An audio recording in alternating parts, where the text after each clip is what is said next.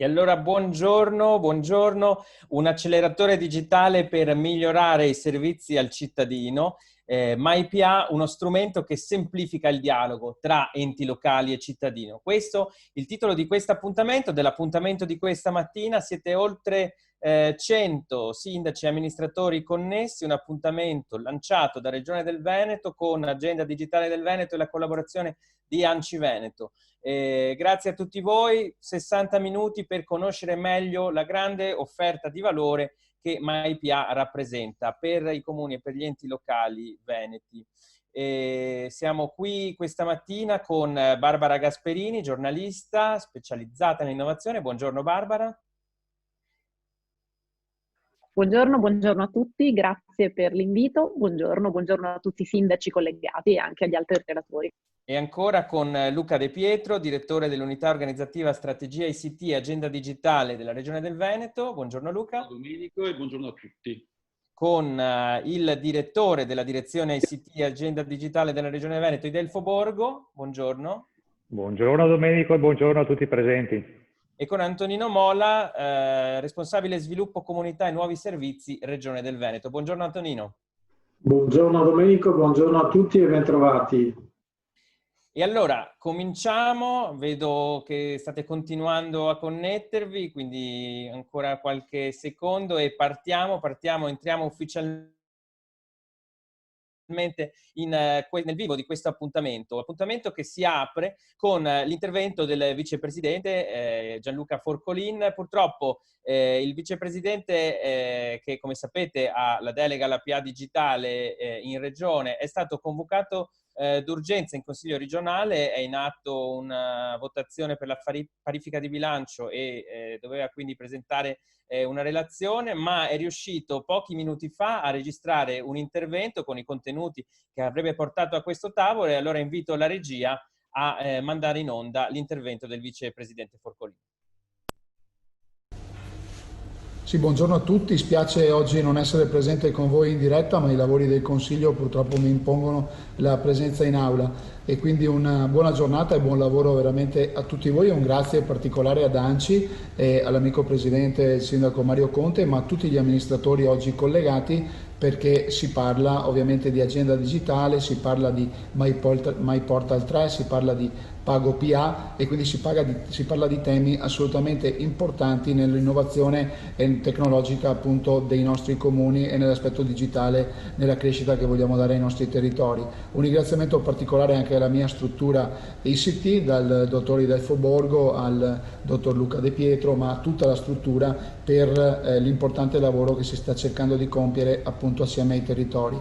È un lavoro impegnativo che da 3 anni a questa parte ci vede impegnati su diversi fronti, sia a livello regionale nella programmazione, ma anche a livello nazionale, ovviamente con l'agenda digitale nazionale e con l'interlocuzione proficua e importante che stiamo mettendo in campo con il ministro del governo centrale. E dicevo, sono diversi i progetti sui quali si sta lavorando. Oggi si parlerà in particolar modo di MyPortal 3, quindi di questo portale, questo modo, ovviamente questa piattaforma che la Regione mette a disposizione per i comuni, per i territori, soprattutto quelli medio-piccoli che hanno maggiori difficoltà, per poter avvicinare appunto la pubblica amministrazione al cittadino e non viceversa, come era abitudine fare per il cittadino appunto che doveva comunque interfacciarsi con gli uffici comunali. È una sfida culturale importante, i bandi però ci stanno dando ragione, ce ne sono diversi che sono in itinere e si stanno chiudendo in queste settimane, in questi mesi. Ricordo ad esempio un bando da 13 milioni di euro per la convergenza dei sistemi dei comuni, assolutamente importante anche questo per poter intercedere e comunicare all'interno delle amministrazioni. Ci sono altri 8 milioni che sono per un altro bando sullo sviluppo urbano sostenibile, ma vorrei ricordare Innovation Lab, assolutamente fondamentale, 7 milioni di euro per 10 progetti già appunto consolidati e sui quali stanno lavorando i territori, e tutta una serie di altri elementi che stanno mettendo in piedi proprio per dare un messaggio soprattutto di cultura digitale alle nostre pubbliche amministrazioni. Qua c'è bisogno di coraggio, quindi lo lancio anche come sfida a chi oggi appunto appartiene al mondo della pubblica amministrazione, perché solo attraverso questo coinvolgimento, ma anche questa sfida culturale di inserimento del dato, di poter mettersi a disposizione all'interno della macchina amministrativa per una volontà specifica politica, ma anche poi tecnica da parte dei funzionari, dei dirigenti, di chi si occupa fattivamente di questi processi, si arriverà ad un connubio e quindi a mettere in rete effettivamente l'utilizzo del dato, che sarà la sfida futura e che ci vedrà partecipi anche nella presentazione da qui a poco a un altro progetto assolutamente ambizioso, che è quello del Vivi Veneto, dove appunto attraverso delle semplici applicazioni del nostro smartphone riusciremo a dare tutta una serie di informazioni al cittadino utente, sia per le questioni della vita quotidiana, quindi un cambio di residenza piuttosto che il cambio del medico di base, piuttosto che altre applicazioni, chiamiamole amministrative, ma anche dal punto di vista della conoscenza, perché all'interno di quella comunità, di quel comune, potrà accedere a servizi, a notizie, a informazioni che possono essere utili per il mondo della promozione, del turismo, dell'enogastronomia e quindi di tutte quelle notizie che sono utili anche a far crescere appunto il nostro territorio dal punto di vista socio-economico, nella ricchezza, ma anche nella promozione delle bellezze che ognuno di voi nel vostro territorio ha all'interno appunto del patrimonio stesso. Quindi sono assolutamente sfide importanti, noi ci crediamo e credo che oggi attraverso questi webinar, queste videoconferenze che stiamo mettendo in piedi, mirate e circostanziate proprio per dare dei messaggi chiari, si possano ottenere grandi risultati. Quindi con questo auspicio di aperta collaborazione, dove la Regione si mette a disposizione come piattaforma, come cabina di regia per tutte queste importanti novità che verranno lanciate, insomma c'è bisogno dell'aiuto di tutti voi. Quindi io credo che oggi sia una giornata importante soprattutto per far partire questo tipo di processo, ripeto, prevalentemente culturale all'interno dei nostri territori, per raggiungere grandi obiettivi che sono quelli di avvicinare ancor più appunto il cittadino alla macchina amministrativa e soprattutto semplificargli la vita quotidiana. Con questo augurio di buona collaborazione ovviamente lancio a voi un saluto, buon lavoro, buona giornata da parte del vicepresidente, ma soprattutto di quel amministratore che ha vissuto con voi tanti anni le logiche del territorio e che sa quanto sia importante poter arrivare a determinati processi per alleggerire anche le sfide del futuro. Su questo siamo chiamati e impegnati tutti noi, quindi è una sfida importante, ma ripeto, vogliamo farla tutti assieme. Grazie e buona giornata a tutti voi. E grazie al vicepresidente Gianluca Forcolin. Avvicinare il cittadino alla macchina amministrativa, semplificare, anche grazie al digitale. E proprio per questo siamo qui, per capire in che modo, grazie a MyPA, il digitale diventa un facilitatore del dialogo tra i cittadini e i comuni, ma per inserirci in un contesto più ampio, per vedere a che punto stiamo rispetto al mondo, chiediamo l'aiuto di Barbara Gasperini. Barbara, lo dicevo prima, è una giornalista specializzata in tutto quello che è innovazione. L'abbiamo chiesto di aiutarci a fare un piccolo viaggio attorno al mondo delle pubbliche amministrazioni che innovano. Vedremo paesi più e meno noti e capiremo insieme anche a che punto siamo noi qui in Veneto rispetto al resto del mondo. Ma Barbara, lascio subito a te la parola. Grazie. Allora, io cercherò di essere sintetica, ovviamente amante del futuro, cercherò di proiettarmi velocissimamente alla fine del mio intervento. No, scherzo. Ora io condivido la mia presentazione qui e in modo che possiate vederla tutti. Ecco qua, adesso dovreste vedere proprio lo schema del mio keynote. Ditemi quando lo vedete, regia, per favore, così mi aiutate, perché tolgo la schermata ovviamente. Ora ecco, lo vediamo. fatto. Dovreste vederlo, giusto? Sì. Ok, allora scusatemi che sistemo un attimo solamente i nostri volti. A posto. Allora, come vedete io ho intitolato questa presentazione appunto The Easy Way, breve viaggio, e quindi ho iniziato con questa suggestione di una strada facile, abbastanza spianata, anche se però nello smart government, come appunto viene definito, effettivamente non è una strada facile e spianata, perché soprattutto per via dei costi e per via appunto della burocrazia, che non è propriamente una cosa facile da innovare. E ad esempio paesi come gli Stati Uniti, l'Australia, anche l'Europa spendono decine se non centinaia di miliardi di dollari per annualmente gestire la pubblica amministrazione. Come sappiamo, l'indice DESI, che appunto è l'indice Digital Economy and Society Index della European Commission, che ogni anno viene divulgato, nel 2020 vede i paesi prevalentemente del nord Europa, inizio da quelli che sono solitamente i primi all'interno dell'Europa, e purtroppo noi che siamo solitamente negli ultimi posti e che rispetto allo scorso anno a livello proprio globale di sistema paese, quindi nazionale, abbiamo perduto una posizione. I paesi del nord Europa, Finlandia, Estonia, sono quelli che storicamente sono al primo posto, e quindi il mio primo esempio è proprio l'Estonia, quindi è in Europa, qui da noi, un paese che è un esempio virtuoso di come l'e-government dovrebbe funzionare. L'ho infatti definita e-Estonia, ma anche loro si definiscono tali, in tutto il mondo loro si pubblicizzano come e-Estonia, nazione intelligente, nazione digitale per una società intelligente. È un paese che indipendente dall'Unione Sovietica dal 1991 ha puntato veramente sul digitale per uscire dalla povertà e quindi per progredire, per avanzare economicamente, anche per prosperare socialmente. Oggi è la terra, diciamo così, dove è possibile tutto online. Ora, nello specifico, ho messo le 3 cose sulle quali l'Estonia è molto forte, appunto l'e-government, l'artificial intelligence, il fintech, sono degli asset per loro molto importanti. Pensate che il 99% dei servizi pubblici, il 99% è praticamente quasi tutto, è accessibile online, il 90% della popolazione è raggiunta da internet a casa, quindi comunque hanno una pervasività dello strumento, dell'infrastruttura incredibile, e il 10% degli studenti studia materie di informatica, quindi si specializza in Information and Communication Technology, che è 2 volte rispetto a altri paesi dell'OCSE e soprattutto è molto più alto del nostro dato italiano. 3 cose, ironicamente, non si possono fare in Estonia: il matrimonio, il divorzio e l'acquisto di proprietà online. Per quelle bisogna a un certo punto recarsi, però si può votare online, si può ottenere una prescrizione dal medico online, si possono pagare le tasse online, si può firmare qualunque tipo di documento utilizzando il proprio dispositivo, qualsiasi device sia, si può accedere a qualsiasi servizio pubblico. Questo ha creato ovviamente un ecosistema molto favorevole alla crescita chiaramente dell'impresa innovativa, e quindi Startup Estonia è proprio un'iniziativa del governo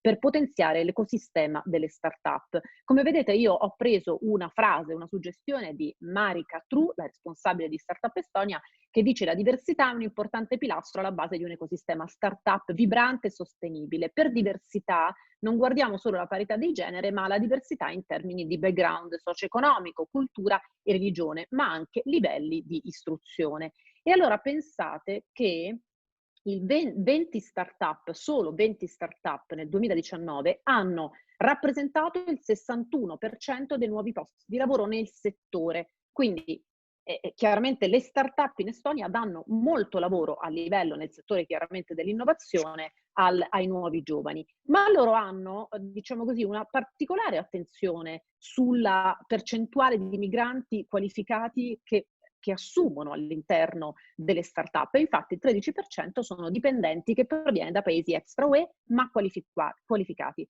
Quindi questa frase di Marika Tru effettivamente ci fa capire un utilizzo e un'integrazione molto intelligente delle persone che appunto non provengono, non sono estoni e quindi provengono da paesi tra l'altro extra UE.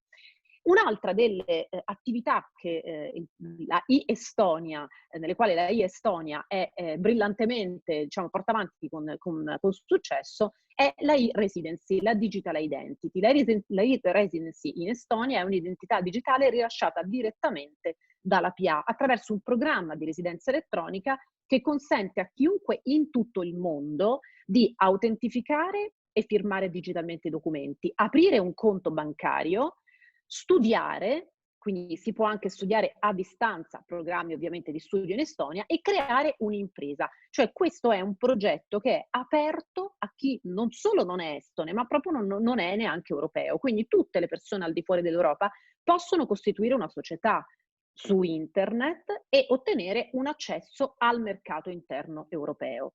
Ovviamente questa identificazione digitale ha valore esattamente come quello della firma autografa posta su ogni documento ufficiale dell'Unione Europea, non è ovviamente un modo per ottenere una residenza estone o fiscale estone, però è una cosa molto intelligente perché i residenti digitali, li definiamo in questo modo, continuano a pagare le tasse nel paese di loro appartenenza e poi se hanno creato un'impresa in Estonia pagano chiaramente il contributo e quindi le tasse in Estonia per quell'impresa che hanno. Questo tipo di approccio diciamo che rende l'Estonia un paese estremamente invitante per quelli che vengono definiti digital nomads, per questo fenomeno, cioè i nomadi digitali che sono quelli che lavorano un po' in tutto il mondo perché lavorano attraverso internet, le tecnologie, ce ne sono sempre di più, è un numero sempre più alto, basti pensare agli influencer, no? Lavorano da ovunque, quindi si spostano, però al di là di questo ci sono tanti che lavorano con il web e quindi magari si spostano di paesi. Ecco, allora l'Estonia è diventata la patria di chi appunto viene ospitato in questo paese e trova tra l'altro questa facilità di connessione a internet per cui ovunque va,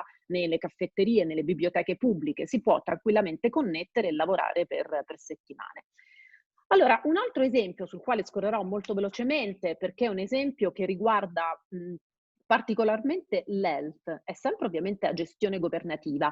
L'ho però voluto inserire perché è molto interessante il fatto che sia una grande dicotomia. Lo vedete che ho messo un centro per l'innovazione e le pecore, cioè l'Armenia, che noi tutti conosciamo come un paese a economia agricola, di allevamento, comunque estremamente, che negli ultimi anni si sta modernizzando, tanto che punta anche lui moltissimo sull'intelligenza artificiale, sull'innovazione, sulla formazione delle nuove generazioni, e questo infatti è proprio uno dei centri di innovazione per i giovani nel paese, ha creato un progetto molto interessante a livello governativo, che è questo Precision Medicine, The Armenian Genome Project, quindi un progetto volto alla medicina di precisione. Perché l'ho inserito? Perché anche questo è inserito in una logica di risparmio. Ora qui appunto ci sta un po' la roadmap, è partito a dicembre 2018 quando è stato proposto, poi nel 2019 la roadmap è diventata attuativa e quindi a guida proprio del primo ministro armeno. Il progetto in realtà appunto mira a individuare le principali caratteristiche genetiche della popolazione per prevedere quali sono chiaramente le tendenze a sviluppare patologie individualmente e quindi poi prevedere degli approcci terapeutici personalizzati e mirati. Perché è interessante? Perché effettivamente questo porta ad un notevole risparmio dei costi a livello di sistema sanitario nazionale, perché vengono somministrati meno medicinali banalmente, quindi ne vengono utilizzati meno, ma anche per una minore incidenza di effetti collaterali che chiaramente possono essere generati nelle persone che assumono medicinali e quindi una minore necessità di intervento. Perciò tutto questo come logica alla logica del risparmio. Mi sposto da questo esempio armeno invece agli Stati Uniti e uso, diciamo così, una citazione, non è proprio una frase, ma è durante un'intervista, quello che Elon Musk una volta appunto disse, che ogni business ha le sue specifiche difficoltà e sfide, ma ci sono delle sfide che sono trasversali a qualsiasi business. La sfida trasversale alla pubblica amministrazione è proprio quella di passare dai dati analogici all'informazione digitale, quindi significa connettere punti per generare futuro. Cioè una delle sfide più comuni della pubblica amministrazione è proprio quella di sfruttare quell'enorme mole documentale del passato, quindi non più quella che si sta generando da ora in poi, chiaramente già in formato adatto alle macchine, ma quella che invece dovrebbe essere trasformata in questo formato che appunto viene definito automated reasoning, cioè l'area della scienza cognitiva che permette alle macchine la comprensione di ciò che gli viene sottoposto. Se non abbiamo questo tipo di ricchezza e quindi appunto questa enorme conoscenza che ancora non è utilizzata perché è quella del passato, non riusciamo a fare forti e diciamo significative statistiche globali e quindi diciamo che siamo costretti per il momento, proprio per cercare ancora di strutturarci e di accedere alla possibilità di questi grandi dati, di questa grande mole di dati e di questa conoscenza così preziosa, siamo costretti a ricorrere alla digitalizzazione manuale, cioè la scannerizzazione o l'inserimento manuale dei dati in formati comprensibili alle macchine. Ho messo questa immagine che è un po' così evocativa del fatto che l'intervento umano in questo ambito ha dei costi elevatissimi, oltre che tra l'altro un alto margine di errore, perché chiaramente non è estremamente automatico. Se ci fossimo ritrovati, e mi ricollego al Covid, con molta più mole di dati nella gestione della pandemia, probabilmente avremmo, diciamo così, avuto maggiore efficienza nella gestione macroscopica del problema del Covid-19. Perché effettivamente la mancanza di interscambio delle statistiche locali non ha formato una sufficiente visione globale, quindi ha impedito che questo fenomeno fosse capito e anche gestito in tempi molto più rapidi, ovviamente fino a che il numero dei contagiati non fosse estremamente elevato. Quindi che cos'è che effettivamente invece oggi ci viene in aiuto? L'intelligenza artificiale e quella branca dell'intelligenza artificiale che è proprio quella che serve per la trasformazione, cioè il Natural Language Processing. Il Natural Language Processing viene utilizzato negli Stati Uniti, vi farò un esempio ma molto breve, prevalentemente sempre nel settore della sanità, laddove, ritornando infatti alla gestione di una pandemia, è chiaro che porta efficienza perché chiaramente si utilizzano meglio le risorse, l'efficacia perché i risultati sono sicuramente positivi, sono più elevati, e poi la riduzione dei costi. E quindi ritorniamo a un fatto che comunque, dato che per la pubblica amministrazione il costo è uno degli obiettivi, risparmiare i costi è uno degli obiettivi fondamentali, la riduzione dei costi l'ho presa come terzo, diciamo, obiettivo che si può raggiungere con l'alleato prezioso che è l'intelligenza artificiale.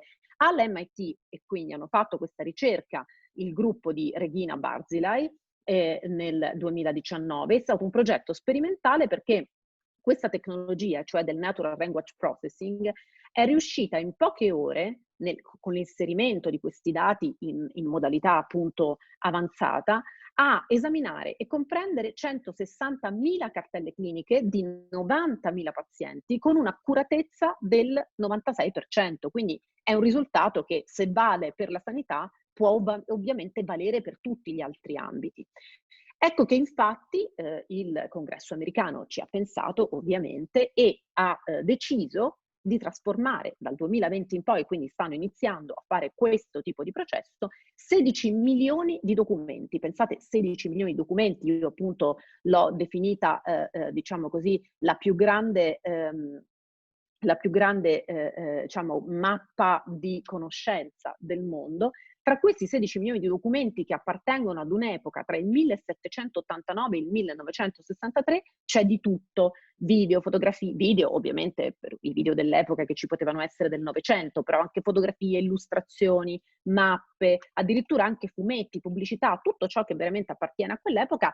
E ovviamente questo è perché? Perché per supportare e velocizzare i processi e fare quelle famose statistiche attendibili che si possono fare quando si hanno dei dati in questo modo. E allora utilizzeranno il Deep Learning Model, che è appunto quello basato sull'intelligenza artificiale e le reti neurali che vi indicavo prima, genereranno un dataset e quindi utilizzeranno un dataset che poi diventerà, e quindi già adesso viene considerato per quello che sarà, il più grande al mondo. È auspicabile, diciamo così, non ancora ufficiale, che la Casa Bianca, per gestire tutta la parte della documentazione della stanza ovale, utilizzerà lo stesso tipo di processo basato sull'intelligenza artificiale per gestire i documenti che la Casa Bianca appunto ha archiviati, e quindi del passato. Ed ecco quindi che io concludo con un esempio di startup che cooperano con le amministrazioni locali dei diversi paesi, perché non ci dimentichiamo che chiaramente innovare anche per una pubblica amministrazione territoriale, locale o nazionale che sia, è molto più facile se ci si affianca, se si in qualche modo si innesta dentro la pubblica amministrazione la capacità di innovare che hanno le aziende innovative, che sono molto agili e che magari forse propongono già dei modelli sperimentati e che magari hanno funzionato nel piccolo, possono essere quindi applicati. Ve le sintetizzo in 5 perché effettivamente queste le ho prese ad esempio perché hanno degli ottimi esempi pratici e perché usano tra loro diverse tipi di tecnologie e quindi erano abbastanza interessanti. Allora, la prima, rimango sempre in Europa e quindi parto dalla nostra Europa, è Sivocracy a Berlino, in Germania, Loro sono molto attivi nella partecipazione digitale dei cittadini, cioè mettono in contatto le amministrazioni locali con i cittadini. Hanno creato per fare questo una piattaforma che è appunto web, dove i cittadini possono conoscere quali sono le proposte delle singole amministrazioni territoriali locali in Francia, ad esempio, e in Germania, perché è un po' la zona con la quale loro collaborano. E ovviamente quindi si ottengono in questo modo dei risultati di conoscenza da parte della pubblica amministrazione verso quello che pensano i cittadini. Quindi forniscono alle amministrazioni locali uno strumento di conoscenza. L'altra invece è Civic Ledger, quindi vado da tutt'altra parte del mondo ed è in Australia. Loro si occupano di fare transizioni intelligenti da governo a cittadino, quindi sfruttando la tecnologia blockchain, che tutti sapete che cos'è, loro riescono, e i contratti intelligenti, loro cercano di creare, di coadiuvare la pubblica amministrazione appunto australiana a creare mercati digitali per i cittadini, a gestire i diritti concessi dal governo, cioè i permessi, le licenze, i buoni ad esempio, e cercano di semplificare anche attraverso la blockchain il funzionamento delle registrazioni dei brevetti e delle piattaforme di scambio. Quindi insomma hanno un interessante peso all'interno delle attività della pubblica amministrazione australiana. L'altra è PromptGov e si trova appunto negli Stati Uniti. Questa è interessante perché ha deciso, diciamo, è impegnata nel supporto dei problemi dei reclami dei cittadini.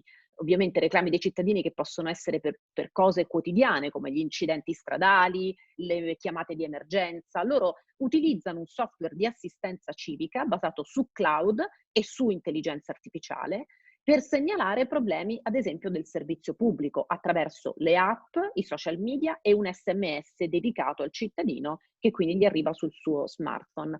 E tra l'altro riescono a fornire all'interno, ad esempio, di un incidente più o meno grave, le prove stesse sotto forma di foto o di altri file multimediali. Quindi è molto facile mandare delle foto, mandare un video. Il cittadino stesso che si trova coinvolto può, attraverso questa piattaforma, che appunto e tutto rimane nel cloud dell'amministrazione locale, può appunto riuscire a descrivere l'incidente o comunque l'emergenza nel migliore dei modi.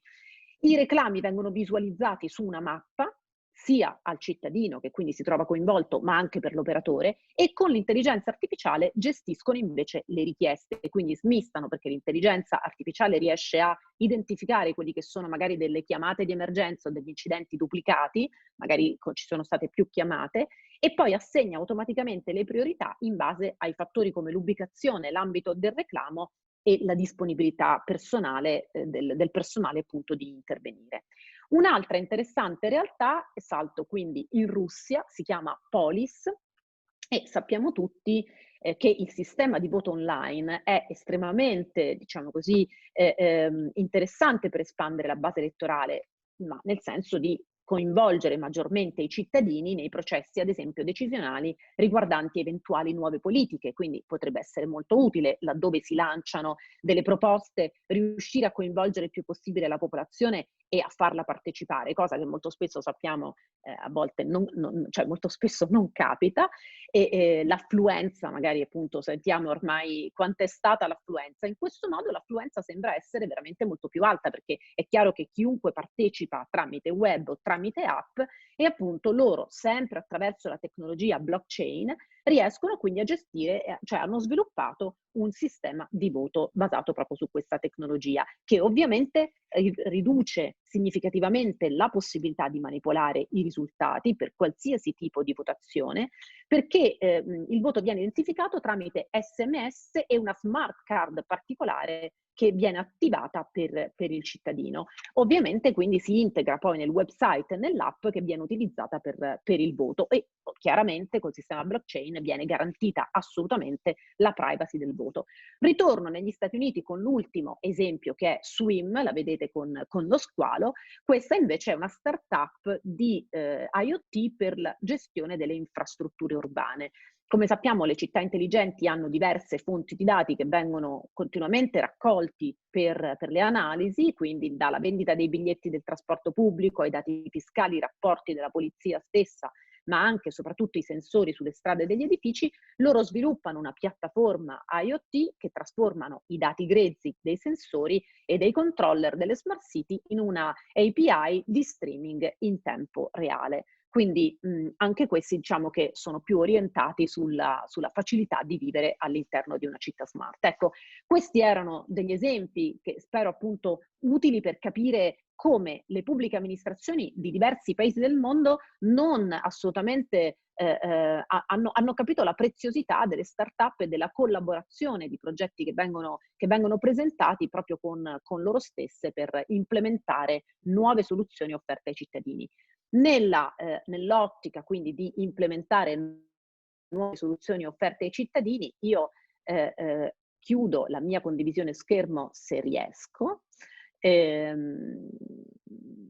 Vediamo, forse ecco è così, l'ha fatta la regia, perfetto, e vi lascio invece alla presentazione attraverso un video di quella che è la soluzione messa a punto dall'agenda digitale della Regione Veneto, e quindi ritorniamo in Italia per il nostro appuntamento di oggi. Quindi ve la annuncio io, una soluzione digitale che accompagna il cittadino nel suo rapporto quotidiano con la pubblica amministrazione. Quindi mi piace terminare questa carrellata di cinque esempi in varie parti del mondo con il sesto esempio che è direttamente proposto dalla Regione Veneto. Perciò prego, grazie a tutti. MyPA è la soluzione digitale di Regione del Veneto che avvicina la pubblica amministrazione ai cittadini per accompagnarli in ogni momento della loro vita. Certificati di nascita, iscrizione all'asilo, carta d'identità, cambio di residenza e tantissimi altri servizi. Oggi puoi offrire tutto questo ai tuoi cittadini in modo sicuro e facile, perché con MyPA è il tuo comune che va a casa loro. Più di 160 enti locali hanno già aderito al progetto, adottando la soluzione MyPortal realizzata da Agenda Digitale del Veneto. Partecipa anche tu per essere ancora più vicino ai tuoi cittadini. adiveneto2020.it/mypa. E allora grazie Barbara Gasperini per questo viaggio intorno al mondo, viaggio che si è concluso e riparte, potremmo dire, dalla Regione del Veneto. Abbiamo cominciato a conoscere MyPA, questa soluzione che mette in dialogo i cittadini con i comuni e le pubbliche amministrazioni del territorio. Ma per entrare, per approfondire, per conoscere meglio MyPA e il quadro dentro il quale si inserisce, chiamo Luca De Pietro, che è direttore dell'unità organizzativa, strategia ICT e agenda digitale della Regione. Luca, stiamo appunto iniziando a conoscere MyPA. Vorrei che ci aiutassi a capire prima di tutto in quale contesto, all'interno di quale strategia la Regione Veneto ha messo a punto questo strumento digitale a disposizione dei cittadini. Grazie Domenico, grazie anche a Barbara che ci ha fatto fare un po' questo tour virtuale del mondo e ci ha fatto vedere come le tecnologie digitali anche in questo periodo di pandemia possono essere e sono sempre più utili. Ma la strategia è quella dell'Agenda Digitale del Veneto, che è il documento strategico che la Regione si è data 3 anni fa su iniziativa del vicepresidente Forcolin per migliorare la qualità della vita dei veneti in primi e ovviamente sostenere la competitività delle imprese. Detto a questo documento strategico, in realtà abbiamo costruito diversi percorsi. Uno di questi percorsi, di queste azioni mirate riguardava gli enti locali, su cui abbiamo una lunga tradizione come direzione, su cui stiamo cercando di accompagnarli in questo percorso di trasformazione digitale. Una strategia con 2 pilastri fondamentali. La prima l'ha detta prima bene il vice governatore Gianluca Forcolin: la PA non deve essere più il cittadino che va dalla pubblica amministrazione, ma la PA che si avvicina al cittadino. Questo è un passaggio fondamentale perché vuol dire in qualche modo cambiare un paradigma e le tecnologie permettono il cambiamento di questo paradigma. Ma MyPA è un'area riservata in cui il cittadino trova tutti i servizi e tutti i rapporti che ha con la pubblica amministrazione. Quindi sono le pubbliche amministrazioni che si avvicinano al cittadino. Nell'area riservata che poi Antonino ci farà vedere, vedremo come possiamo avere la raccolta dei pagamenti che abbiamo fatto, delle scadenze che abbiamo, delle richieste che abbiamo fatto, dei procedimenti e quant'altro. L'altra finalità strategica fondamentale che volevamo raggiungere era di pensare a una soluzione, a un set di servizi, MyPA è questo, non guidate da utenti centriche. L'abbiamo fatto cercando anche di raccogliere le esigenze, i fabbisogni latenti ed espressi dei nostri concittadini. Abbiamo fatto più di 150 questionari in tutto il Veneto, abbiamo fatto più di 25 interviste etnografiche con persone, soggetti che vivono nel nostro territorio per raccogliere qual era la loro idea di pubblica amministrazione del futuro, o quantomeno del presente. E con queste indicazioni preziose abbiamo costruito MyPA. MyPA fondamentalmente quindi risponde a questi due grandi driver strategici, la PA che si avvicina il cittadino al centro, ma lo fa in tre modi secondo me importanti. Il primo, scontato, ma lo dobbiamo ribadire, semplificare la vita al cittadino. Non dobbiamo dimenticarci che tutto questo è finalizzato per semplificare la sua vita e non tanto per complicarla. Il secondo aspetto è che in questo processo di semplificazione dobbiamo aiutare tutti gli operatori che erogano questi servizi a farlo al meglio. Questo è un aspetto fondamentale. Noi abbiamo costruito questa soluzione che rientra nell'ambito della suite MyPortal proprio per semplificare anche l'attività dell'operatore che lavorano nei comuni per erogare il servizio. Terzo aspetto, non banale, dobbiamo pensare anche a creare delle economie di scala. La soluzione che noi abbiamo sviluppato e che mettiamo a disposizione, come diceva il video, già 160 comuni la adottano, è una soluzione che va benissimo per chi ovviamente non ha nulla, lo possono adottare senza grossi problemi o direttamente o attraverso i soggetti aggregatori digitali SAT, ma è una soluzione MyPA che si integra con soluzioni già esistenti sul territorio in modo tale da raccogliere i dati. Quindi lavorare su un sistema di economie di scala e di economie di rete ampio è un altro tassello fondamentale di questa nostra strategia. Non è semplice, come puoi ben immaginare, però è una strategia che stiamo attuando da diversi anni, i primi risultati si vedono. Grazie Luca, poi torno a te con altre domande, ma mentre vi ricordo che potete, voi che partecipate a questo webinar, fare le vostre domande, le vostre osservazioni, le vostre riflessioni inviando un messaggio in chat direttamente a me, Domenico Lanzilotta. Nel frattempo rispondo in diretta a Diego Marchioro che chiede ha dei problemi di collegamento, sarà possibile avere la registrazione? Sì, sarà possibile insieme a tanti altri materiali che poi vi elencheremo. Dicevo, per domande specifiche scrivete direttamente a me in chat, la chat è disponibile per chi è connesso a Zoom nella versione app sia mobile che da computer. Io le raccoglierò e se avremo tempo alla fine ne presenterò alcune, altrimenti vi verrà inviata risposta direttamente post evento. Allora entriamo nel vivo di MyPA, andiamo a vedere come funziona. Facciamo con Antonino Mola, sviluppo comunità e nuovi servizi Regione Veneto. A te Antonino. Grazie Domenico, provo a condividere lo schermo e speriamo di avere fortuna perché io in qualche modo ho voluto raccogliere la sfida del nostro vicepresidente Gianluca Forcolin quando stamattina diceva che questa intrapresa è un'intrapresa dove ci vuole coraggio, quindi io con molto coraggio proverò a farvi vedere MyPA online, quindi senza rete e speriamo che funzioni tutto, anche se come dire, l'effetto demo è sempre dietro l'angolo. Allora, che cos'è MyPA? Il mio compito in 5 minuti è quello di potervi portare all'interno di MyPA e farvi percepire quello che nella realtà significa mettere al centro il cittadino secondo la strategia che ci ha illustrato il nostro direttore Luca De Pietro. Allora, come si arriva su MyPA intanto? Su MyPA si arriva cercando ad esempio su internet MyPA. Vedete, siamo al secondo posto dopo l'applicazione nazionale NuiPA. Cliccando su MyPA si arriva sulla landing page del nostro portale e dove qui vedete una breve descrizione, ma poi entrando nel merito, che cos'è MyPA? Come abbiamo tradotto, no? Quello slogan mettere il cittadino al centro.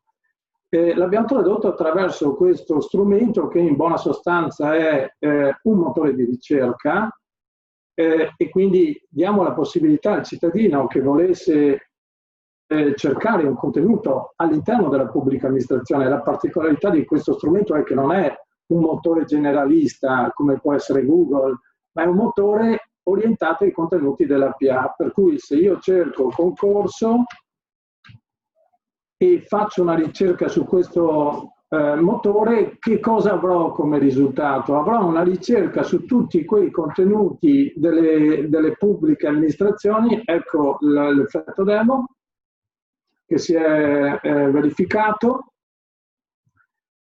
Avrò una ricerca su tutti i contenuti della pubblica amministrazione che documenti o comunque servizi che contengono la parola concorso. Quindi se io volessi raffinare a questo punto la mia ricerca, andando a vedere ad esempio i contenuti che contengono la parola concorso sull'albo pretorio di un ente, potrei ad esempio andare a visualizzare il bando di concorso specifico di un comune, piuttosto che raffinare ancora la ricerca cercando degli enti specifici piuttosto che dei contenuti specifici secondo quelle che sono le categorizzazioni proposte a livello nazionale dalle linee guida per i siti web della pubblica amministrazione.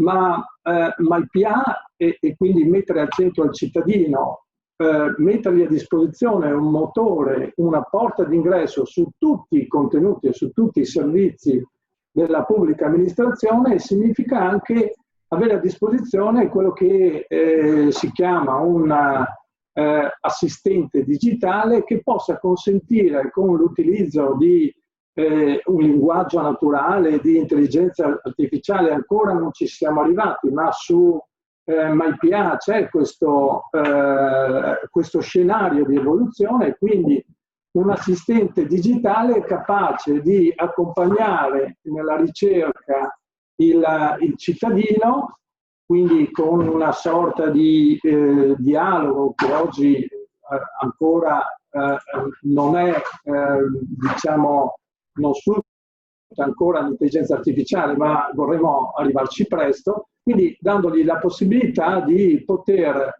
cercare una serie di contenuti andando a mirare in maniera sempre più precisa l'informazione. Ma ancora, MyPA non è solo un motore di ricerca, non è un assistente virtuale che vi accompagna, che accompagna il cittadino nel rapporto con la pubblica amministrazione, ma è anche una mappa che dà la possibilità di intercettare una serie di servizi che la pubblica amministrazione del Veneto mette a disposizione. Ancora il prodotto è giovane, l'abbiamo rilasciato agli inizi di quest'anno, c'è un lavoro importante in questi mesi, non ultimi i bandi di finanziamento che citava il nostro vicepresidente, per poter avere a disposizione che cosa? Ad esempio, quali sono i servizi che mette a disposizione un comune, visualizzati all'interno di una mappa, dove poter poi verificare o comunque avere informazioni più dettagliate su questo servizio e poter poi fare la domanda, cioè fare l'istanza alla pubblica amministrazione. Ora io vi mostro il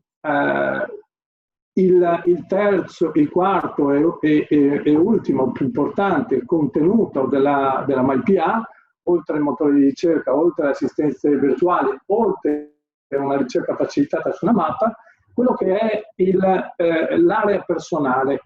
Che cosa posso fare una volta che io ho individuato un servizio?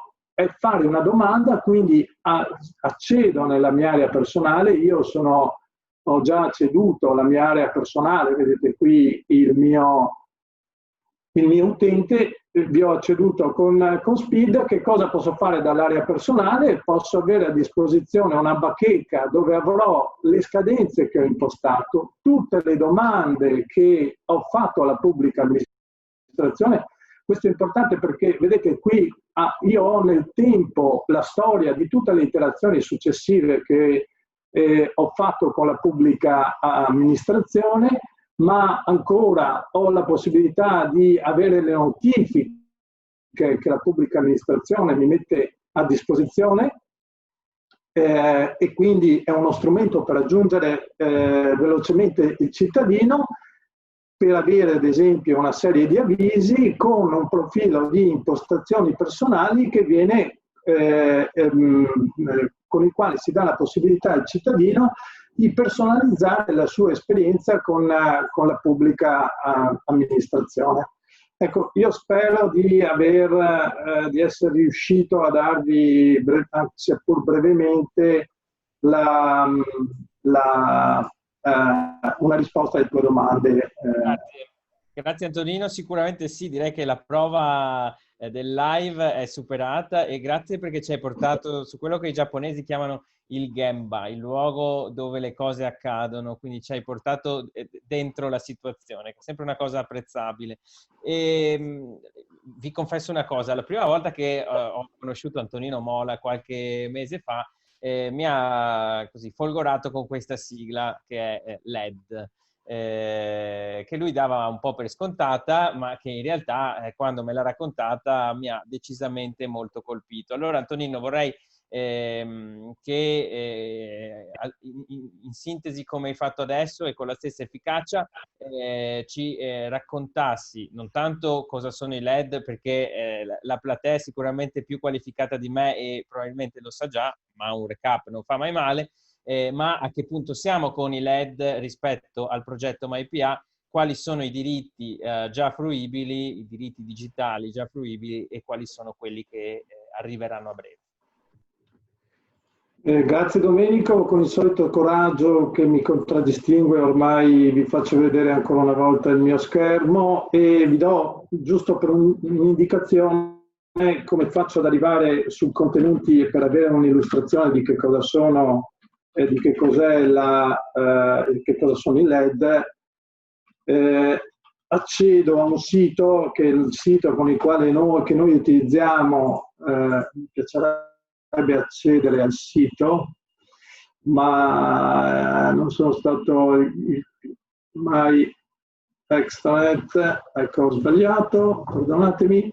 E questo è il sito MyExtranet con il quale noi è lo strumento che noi utilizziamo per i rapporti con gli operatori della PA. Quindi se io clicco sul contenuto servizi al cittadino e poi su MyPortal, ho la possibilità di arrivare su una pagina per rispondere alla tua domanda quali sono presenti, una pagina sul sito MyExtranet dove sono elencati i servizi LED disponibili.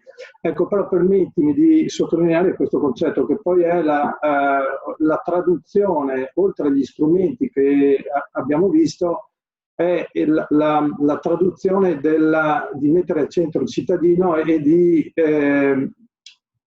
modernizzare la pubblica amministrazione. Attraverso che cosa? Attraverso ad esempio un'idea che ha spinto il nostro vice governatore Gianluca Forcolin a inserire questo, diciamo così, obiettivo all'interno dell'agenda digitale, obiettivo che dice all'interno della regione del Veneto tutti i cittadini, anche quelli che abitano nei comuni più piccoli, hanno un diritto di cittadinanza digitale, e la regione deve farsi carico di mettere nelle condizioni anche il più piccolo comune di poter erogare questi servizi anche appunto nei comuni più piccoli che non hanno disponibilità di infrastrutture. Quindi oggi Regione Veneto realizza strumenti per raggiungere l'obiettivo della cittadinanza digitale nella regione. Quali sono i servizi? Qui ne sono elencati alcuni. Qui sono elencati quelli attualmente disponibili, quelli che hanno un'integrazione con i legacy e quindi che ammettono l'integrazione con servizi dei partner tecnologici dei nostri enti, piuttosto che servizi che non hanno integrazione con questi legacy. E qui permettimi solo di sottolineare, e chiudo, l'importanza che Regione Veneto dà ai partner tecnologici, al mercato ICT del nostro territorio. I LED e MyPortal 3 non sono uno strumento per accedere in maniera semplificata ai sistemi informativi degli enti di cui il mercato ICT è partner tecnologico importante dei nostri enti sul territorio. Grazie Antonino per questa panoramica sui diritti digitali. Nel frattempo Luca De Pietro ha risposto in chat a Monica Salviato che chiedeva il link per accedere ad Extranet, che è myextranet.regione.veneto.it. Antonino, un minuto solo per inquadrare MyPA dentro il più articolato progetto e sistema MyPortal. Un minuto davvero, che siamo un po' lunghi. Va bene, sempre con il coraggio che mi contraddistingue. Quello che volevo farvi vedere è che un esempio,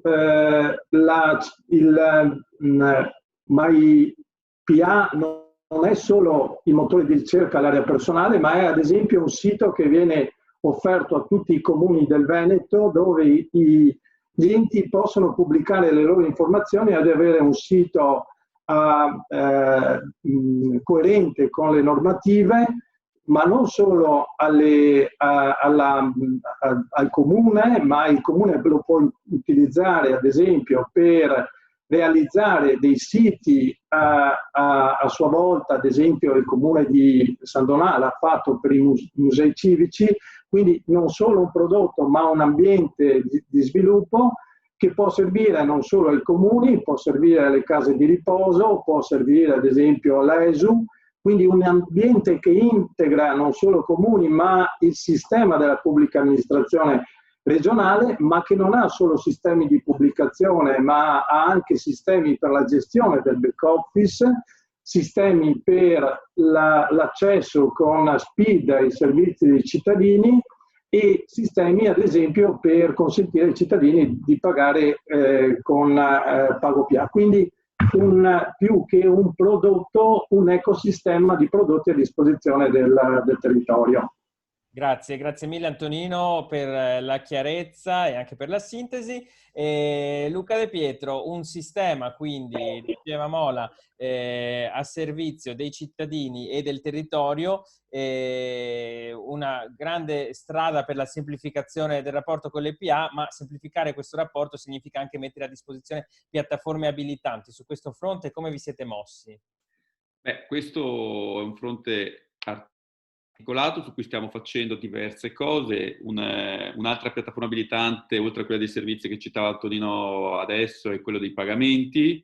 Stiamo mettendo a disposizione il nostro nodo regionale MyPay a tutti i comuni. Stiamo facendo una campagna di onboarding, di accompagnamento di questi enti per adeguarsi alla normativa. C'è anche una domanda, ho visto prima, che chiedeva se effettivamente è certa la data. Siamo tutti un po' in attesa perché la proroga al 28 febbraio 2021 dei termini sui pagamenti digitali è nel decreto di semplificazione, quindi siamo un po' in attesa di capire, però tutti la danno per scontata. Pagamenti, dematerializzazione, dati, conservazione, identità digitali, sono piattaforme abilitanti, sono tecnologie che noi mettiamo a disposizione di tutti i comuni nell'ottica che diceva prima correttamente in particolare di quelli più piccoli o attraverso i soggetti aggregatori digitali, ma non sono solo tecnologie, sono anche capacità di ascolto, di fare co-design con loro delle evoluzioni di queste piattaforme e soprattutto di fare attività di informazione e comunicazione. È importantissimo mettere a disposizione le piattaforme, ma poi la richiesta che ci viene dal territorio sui quali noi ci stiamo impegnando è anche di accompagnarli, di trovare modelli di accompagnamento di nell'implementazione di queste piattaforme. Quindi oggi non presentiamo un progetto finito, ma in qualche modo l'avvio di un nuovo progetto. In quest'ottica ti chiedo anche, ci chiede Luca Seganfreddo, c'è l'idea di ulteriori sviluppi, un'app, smartphone, tablet? Sicuramente è un progetto in itinere, usando una parola che piace al nostro direttore Borgo, è un percorso interno al contesto regionale, sicuramente, ma è un percorso che noi stiamo portando avanti anche assieme ad altri territori. La soluzione, l'ecosistema MyPortal è in questo momento in riuso nel comune di Merano, nella città metropolitana metropolitana di Roma, nella città metropolitana di Bologna, in altre realtà. Noi lo diamo perché noi crediamo moltissimo all'idea che è corretto realizzare una volta e poi si deve valorizzare il più possibile il riuso. Lo facciamo soprattutto perché ovviamente sono risorse pubbliche, ma perché questo ci permette di creare una comunità da cui raccogliere poi spunti per questa dinamica evolutiva. Quindi sicuramente sì, l'evoluzione è parte integrante di questo progetto ambizioso che abbiamo. Grazie Luca De Pietro. Allora, ha evocato su questa immagine del percorso, chiamiamo in causa Delfo Borgo, che lo ricordo è il direttore della direzione ICT e agenda digitale della Regione del Veneto. Allora, direttore Borgo, mi pare che possiamo parlare di una vera e propria comunità delle pubbliche amministrazioni del Veneto, una comunità che si consolida attorno all'idea di questa innovazione tecnologica come strumento di semplificazione del rapporto col cittadino. È così? Sì, allora, guardi, io parto da una frase che ha detto in chiusura il nostro vicegovernatore. È una sfida importante da fare assieme a voi e questo penso racchiuda un po' tutto quel lavoro che è stato fatto in questi anni qua, perché poi tutto questo che abbiamo visto oggi in realtà non parte da un'idea di una singola persona, ma parte anche da un insieme, come diceva prima anche Luca, gli piace la parola percorso, da un percorso che è stato fatto in questi anni anche di incontro nel territorio in cui abbiamo incontrato gli operatori APA parlando su tematiche per sviluppare anche le competenze digitali e per cercare anche di capire, come si diceva prima, anche quali fossero i servizi che dovevamo digitalizzare. In realtà poi ci siamo trovati di fronte anche a una grossa scelta da fare quando un paio d'anni fa, anche quando è uscito anche il piano triennale di Agit, dove diceva che alla fine dovevano scomparire tutti i data center della pubblica amministrazione e si doveva fare centralizzare tutto un insieme di servizi. Noi ci siamo guardati in realtà, grazie anche a questo percorso che abbiamo fatto insieme a tutti i colleghi della PA, avevamo una grande forza, in realtà che era quella delle competenze che avevamo sul territorio. Questo è il fatto anche di come Regione Veneto, che non abbiamo una società in house, ha fatto sì che il territorio possa evolvere in maniera naturale. Tra l'altro ritenevamo anche fondamentale il fatto che centralizzare alcuni servizi fosse assolutamente negativo, perché non si sarebbe riuscito a portare quei servizi in maniera specifica, come si diceva prima. Si parla di LED, livelli essenziali di diritti digitali. Se parliamo di diritti significa che lo stesso cittadino del comune di Laghi, che è il più piccolo comune del Veneto, deve avere gli stessi diritti del più grande comune del Veneto, che può essere Venezia o Verona, che hanno esigenze completamente diverse. Sulla base di questo abbiamo discusso anche centralmente, anche con Agi da Roma, e abbiamo creato il nostro piano che abbiamo condiviso anche con Agi stesso. In questo, il nodo principale su questo piano lo svolge proprio quello che noi abbiamo chiamati i SAD, qui soggetti di aggregazione del digitale del territorio. Lo scorso anno che cosa abbiamo fatto? Abbiamo fatto una manifestazione di interesse in tutto il Veneto, in cui abbiamo chiesto: ci sono i SAD, manifestatevi. In realtà avevo messo alcune condizioni. Le condizioni erano che i SAD dovevano essere, in primis, avere una natura pubblica. E dovevano avere una volontà ad assumere competenza a livello provinciale sulle competenze per la trasformazione digitale. Capacità anche di erogare servizi, perché se alcuni soggetti si devono aggregare, bisogna sapere che alcuni li erogano e altri li acquisiscono questi servizi. E, ultimo elemento, partecipare all'hub regionale per fruire anche tutto quello che come Regione Veneto ha messo a disposizione come piattaforme abilitanti, perché ci sono alcuni servizi che riteniamo devono avere una governance assolutamente regionale. Questo è stato quello che abbiamo chiesto di manifestarsi al territorio. C'è stata questa risposta al territorio, difatti i 7 SAD diciamo, dovrebbero rispondere in questo momento qua, perché come ha ricordato il nostro vice governatore, in questi giorni sta scadendo un importante bando di finanziamento di 13 milioni di euro che abbiamo chiamato proprio bando come progetto di convergenza digitale in territorio. In realtà dovrebbe essere un po' quella linfa vitale che fa partire la costruzione di queste SAD per proprio iniziare a erogare questi servizi digitali di cui abbiamo visto prima.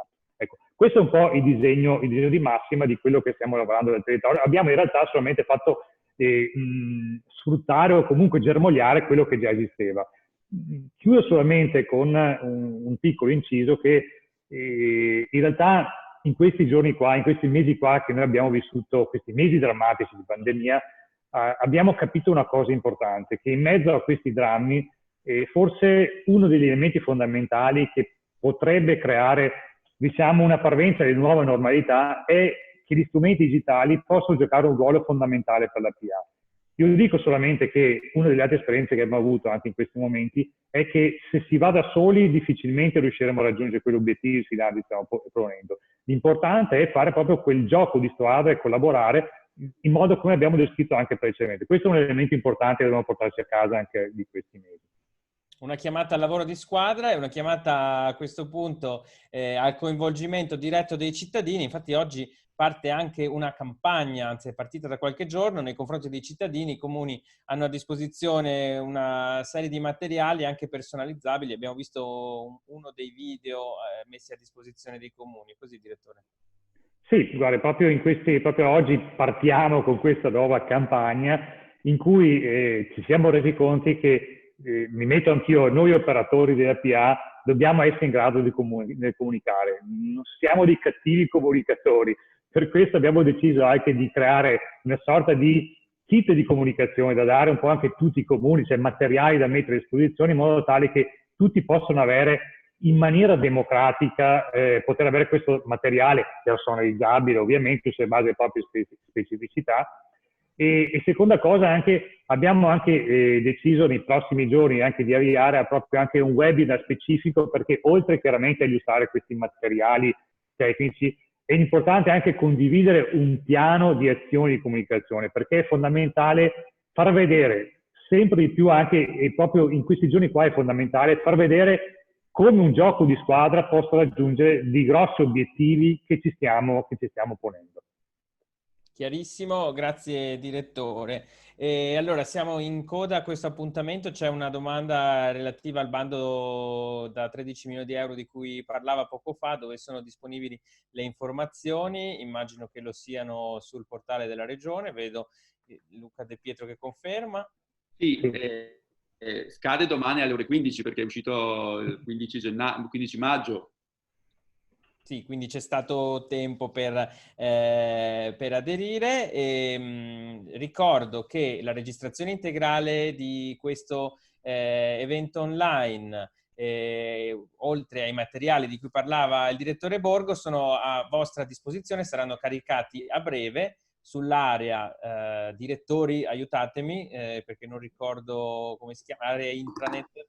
Sì, no, e abbiamo deciso anche che li mettiamo a disposizione dopo il webinar in modo tale da illustrarli completamente nel webinar che faremo. Perfetto. E allora ci diamo l'appuntamento al webinar dedicato alla comunicazione di questa campagna. Nel frattempo voglio ringraziare tutti voi che avete partecipato, anche se abbiamo sforato, siete rimasti tutti connessi e quindi grazie. Grazie per la presenza che comunque ci ha garantito, ancorché indifferita, al vicepresidente Forcolin. Grazie a Barbara Gasperini, a Luca De Pietro, Antonino Mola e Idelfo Borgo. Grazie a tutti. Allora ci diamo appuntamento al prossimo webinar dedicato alla comunicazione di queste attività e ancora buona giornata a tutti. Grazie a tutti. Buona giornata. Grazie. Grazie a tutti.